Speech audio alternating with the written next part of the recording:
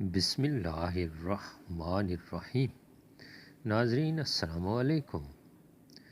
حضرت محمد صلی اللہ علیہ وآلہ وسلم کی پسندیدہ غذائیں اور ان کے فوائد۔ کھجور اہل عرب عموماً خوراک کے طور پر استعمال کرتے تھے۔ حضور نبی کریم صلی اللہ علیہ وآلہ وسلم نے کھجور کی بڑی تعریف فرمائی، خصوصاً اجوا کھجور کی۔ حضور نبی کریم صلی اللہ علیہ وآلہ وسلم کو کھجور بہت زیادہ پسند تھی اور اس کا بہت استعمال فرماتے تھے۔ رسول اکرم صلی اللہ علیہ وآلہ وسلم کا ارشاد ہے کہ جو شخص روزانہ صبح کے وقت 7 اجوا کھجوریں کھا لیا کرے، اسے اس دن زہر اور جادو سے کوئی نقصان نہیں پہنچا سکتا۔ اجوا جنت کا پھل ہے، اس میں زہر سے شفا دینے کی تاثیر ہے۔ روغن زیتون۔ حضرت محمد صلی اللہ علیہ وآلہ وسلم نے روغن زیتون کو بہت پسند فرمایا ہے۔ نبی کریم صلی اللہ علیہ وآلہ وسلم روٹی کو روغن زیتون سے چوپڑ کر تناول فرمایا کرتے تھے۔ زیتون کا تیل کھاؤ اور مالش میں استعمال کرو، اس لیے کہ وہ مبارک درخت سے پیدا ہوتا ہے۔ زیتون کا تیل دنیا کا واحد تیل ہے جو چربی میں تبدیل نہیں ہوتا۔ یہ امراض قلب اور موٹاپے سے بچنے کے لیے انتہائی مفید ہے اور دل کی بیماریوں سے محفوظ رہنے کے لیے زیتون کا تیل بہت مفید ہے۔ جوڑوں اور پٹھوں کے درد، سانس کی بیماریوں، کولیسٹرول کے مسائل، گردوں کے امراض، موٹاپے، فالج سمیت مختلف قسم کی بیماریوں سے محفوظ رکھتا ہے۔ دودھ رسول اکرم صلی اللہ علیہ وسلم کی پسندیدہ غذا رہی ہے۔ نبی کریم صلی اللہ علیہ وآلہ وسلم کو دودھ بہت پسند تھا۔ آپ صلی اللہ علیہ وسلم اکثر گائے بکری کا دودھ استعمال فرماتے۔ آپ صلی اللہ علیہ وآلہ وسلم نے ارشاد فرمایا، تم لوگ گائے کے دودھ کو اپنے لیے لازم قرار دے دو کیونکہ یہ شفا بخش ہے اور اس کا گھی دوا ہے۔ جن علاقوں کے لوگ دودھ زیادہ استعمال کرتے ہیں ان کی عمریں زیادہ ہوتی ہیں۔ شہد۔ رسول اکرم صلی اللہ علیہ وآلہ وسلم کو شہد بہت پسند تھا اور اس کا بہت استعمال فرماتے تھے۔ حضرت عائشہ رضی اللہ تعالی عنہا سے روایت ہے کہ آپ صلی اللہ علیہ وآلہ وسلم شہد پسند فرماتے تھے۔ شہد کی شفا بخشی کا ذکر قرآن میں بھی آیا ہے اور اسے موت کے علاوہ ہر مرض کا علاج قرار دیا گیا ہے۔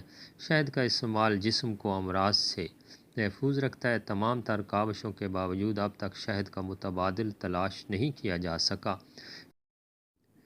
شہد کی ایک خوبی اس کا جلد اثر کرنا اور قدرتی اینٹی بائیوٹک ہونا ہے۔ یہ حلق سے نیچے اترتے ہی خون میں شامل ہو جاتا ہے۔ نوزائیدہ بچے سے لے کر جام بلب مریض تک سب کے لیے غذا اور دوا ہے۔ کدو۔ حضور اکرم صلی اللہ علیہ وآلہ وسلم کو سبزیوں میں کدو بہت پسند تھا۔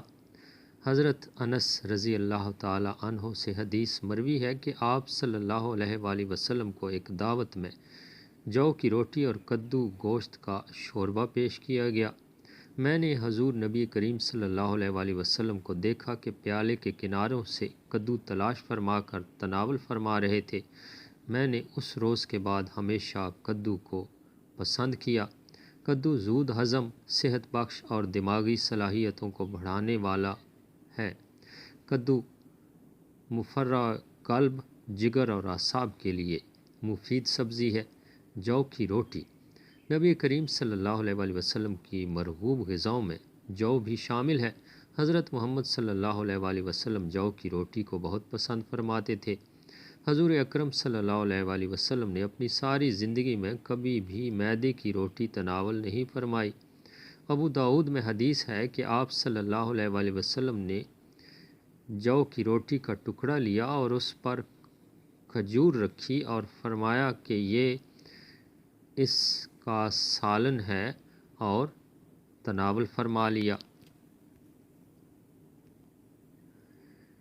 قدرت نے جو میں جسمانی قوت کا بیش بہا خزانہ چھپا کر ہمیں بخشا ہے۔ قدیم زمانے سے جو کا استعمال بطور علاج اور قوت بخش غذا میں ہوتا چلا آ رہا ہے۔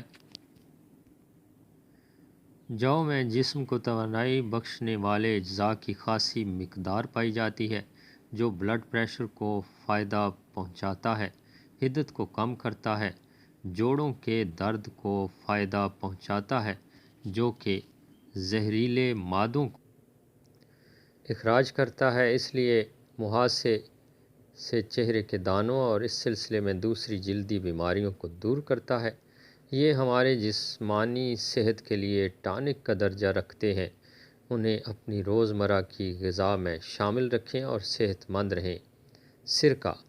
ہمارے پیارے نبی صلی اللہ علیہ وآلہ وسلم کو سرکہ بھی بہت پسند تھا۔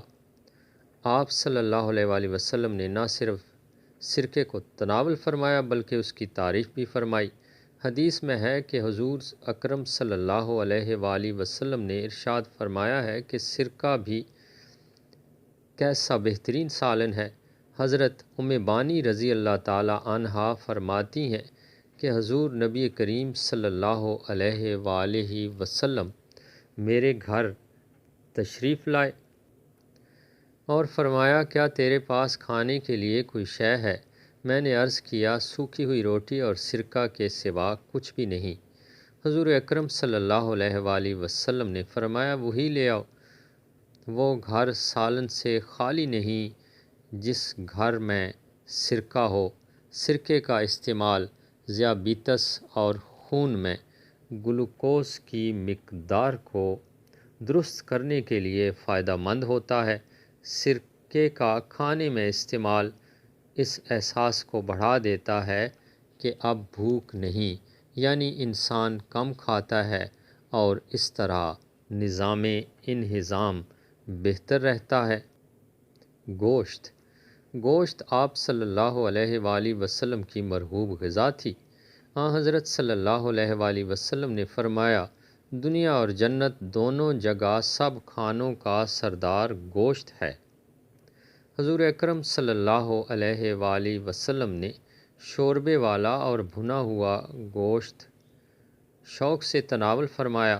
حضرت ابی ہریرہ رضی اللہ تعالی عنہ فرماتے ہیں کہ حضور اکرم صلی اللہ علیہ وآلہ وسلم کی اقدس میں کہیں سے بکری کا گوشت آیا، اس میں سے دست کا گوشت خدمت اقدس میں پیش کیا گیا۔ آپ صلی اللہ علیہ وآلہ وسلم نے اس کو دانتوں سے کاٹ کر تناول فرمایا۔ گوشت انسانی جسم کی صحت اور توانائی کے لیے بہت مفید قرار دیا جاتا ہے۔ اس میں جسم کی طاقت اور توانائی کے لیے اہم اجزاء ہوتے ہیں۔ انجیر۔ انجیر بھی حضرت محمد صلی اللہ علیہ وآلہ وسلم کی پسندیدہ غذاؤں میں سے ایک ہے۔ حضرت محمد صلی اللہ علیہ وآلہ وسلم نے فرمایا انجیر جنت کا پھل ہے۔ انجیر کا پھل بڑھاپے کو روکتا ہے، یعنی اس پھل کے کھانے سے بڑھاپا جلدی نہیں آتا۔ یہ کمزور اور دبلے پتلے لوگوں کے لیے نعمت بیش بہا ہے۔ ماہرین طب کا کہنا ہے کہ روزانہ انجیر کھانے سے موٹاپے پر قابو پایا جا سکتا ہے۔ انجیر کے اندر پروٹین، معدنی اجزاء، شکر، کیلشیم، فاسفورس پائے جاتے ہیں۔ دونوں انجیر یعنی خشک اور تر میں وٹامن اے اور سی کافی مقدار میں ہوتے ہیں۔ اس کا استعمال ہڈیوں کو مضبوط کرتا ہے۔ ایک انجیر انسانی جسم کے درکار فولاد کی 2% ضرورت کو پورا کرتا ہے۔ انگور۔ حضرت سیدنا عبداللہ ابن عباس رضی اللہ تعالی عنہ فرماتے ہیں کہ میرے نبی صلی اللہ علیہ وآلہ وسلم کو انگور کے خوشے اس طرح تناول فرماتے ہوئے دیکھا کہ چھوٹا سا خوشہ منہ میں لے کر دانے توڑے اور تنکوں کو باہر کھینچ لیتے۔ انگور ایک انتہائی لذیذ اور بے مثال قوت بخش پھل ہے۔ یہ ہر عمر کی خواتین کی توانائی کی ضروریات کو پورا کرتا ہے۔ یہ جسم میں تازہ خون پیدا کرنے کا سبب بنتا ہے۔ اس کا رس نہ صرف معدے کی رطوبت کو مزید ہضم بناتا ہے بلکہ نظام کے بعد خون میں شامل ہو کر خون کو صحت مند بھی بناتا ہے۔ انگور کا رس آدھے سر کے درد اور معدے کی بیماریوں، تپ دق یا قبض، کھانسی، جسم کی کمزوری، خون کی کمی اور دیگر امراض کے لیے بہت مفید ہے۔ ناظرین، اس کے ساتھ ہی آپ سے اجازت چاہتے ہیں۔ اچھی اور مفید ویڈیو کے ساتھ دوبارہ حاضر ہوں گے۔ اللہ نگہبان۔